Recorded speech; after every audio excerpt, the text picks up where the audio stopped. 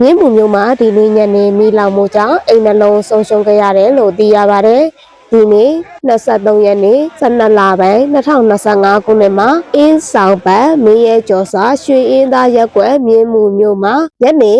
9:15မိနစ်အချိန်ကမီလောင်မှုဖြစ်ပွားခဲ့ရပါတယ်။မီကိုတော့ဘယ်ကစလောင်နေမှမသိရသေးဘူးလို့မြို့ကန်တယောက်ကလည်းရေးထားပါတယ်။မြို့မှာမိသက်အရန်မိသက်ကလူအများကလာရောက်ပြီးတော့ဝိုင်းဝန်းငိမ့်သက်ခဲ့တာကြောင့်မို့လူငိမ့်သက်သွားခဲ့တယ်လို့သိရပါတယ်။မြို့ကန်တချို့ကလည်းဟိုလေးစားချီကျူးကြောင်းတင်ထားတဲ့ပိုတွေကိုလည်းတွေ့ရပါတယ်။အိမ်ကတော့တချို့က2အိမ်လောင်သွားတယ်လို့ဆိုပြီးတချို့ကလည်း3အိမ်လောင်သွားတယ်လို့ပြောထားတာမျိုးလည်းတွေ့ရပြန်ပါတယ်။ဒီနေ့မှာမန္တလေးမြို့ကြီးမှာမီးလောင်တာတွေ့ရသလိုရန်ကုန်မြို့မှာလည်းမီးလောင်တာတွေတွေ့နေရပါတယ်။ဒီနေ့တနေ့တည်းတောင်မီးလောင်မှုတွေကဖြစ်နေမီးဘေးအန္တရာယ်သတိပြုကြဖို့တိုက်တွန်းနှိုးဆော်အပ်ပါတယ်ရှင်။ဒီဗီဒီယိုတွေကိုတော့မြင်းမူမျိုးကန်တင်ထားတာကိုပြန်လည်တင်ထားတာဖြစ်ပြီးသူတို့ရဲ့ပြောပြချက်တွေတချို့ကိုကောက်နှုတ်ပြီးတင်ဆက်ပေးထားတာဖြစ်ပါတယ်ရှင်။မီးဘေးအန္တရာယ်ကင်းဝေးဖို့ဆုတောင်းမေတ္တာပို့လိုက်ပါတယ်။အားလုံးကျန်းမာကြပါစေ။